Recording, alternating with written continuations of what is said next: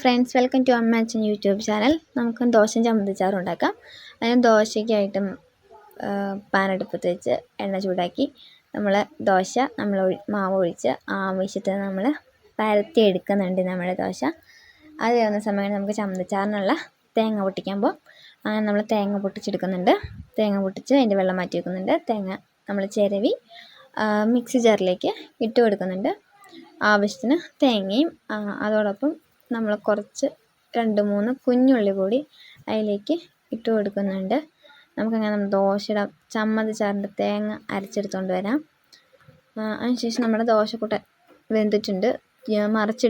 ദോശക്കൂട്ടിനെ മറിച്ചിടാൻ സമയമായി. അങ്ങനെ ദോശക്കൂട്ടിനെ നമ്മൾ മറിച്ചിട്ട് ദോശക്കൂട്ടിനെ വേവിച്ച് നമ്മൾ എടുത്ത് പാത്രത്തിലേക്ക് മാറ്റി വെക്കുന്നുണ്ട്. ഇതേസമയം നമ്മുടെ ചമ്മന്തിച്ചാറിനുള്ളതിന് ചട്ടി ചൂടാക്കി എണ്ണ ചൂടായതിന് ശേഷം നമ്മൾ കടുക് മൂപ്പിച്ച് അതിനകത്തേക്ക് കുഞ്ഞുള്ളി ഇട്ട് കൊടുക്കുന്നുണ്ട്.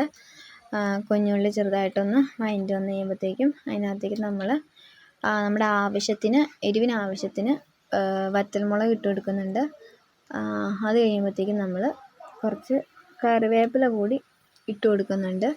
കറിവേപ്പില കൂടി ഇട്ട് കൊടുത്തതിന് ശേഷം നന്നായിട്ടൊന്ന് ഇളക്കി ഒന്ന് വഴറ്റിയെടുക്കാം. വഴറ്റി വന്ന് കഴിയുമ്പോഴത്തേക്കും അതിനകത്തേക്ക് നമ്മൾ അരച്ച് വെച്ചേക്കുന്ന തേങ്ങയും വെള്ളം കൂടെ ചേർക്കാം. അതിനകത്ത് കുറച്ച് നമ്മുടെ ചാറിന് ആവശ്യത്തിന് കുറച്ച് വെള്ളം കൂടെ ഒഴിച്ച് നന്നായിട്ട് കുറച്ച് ഉപ്പും കൂടെ നമ്മുടെ ആവശ്യത്തിന് ഉപ്പും കൂടെ ഇട്ട് തിളപ്പിച്ചെടുക്കാം.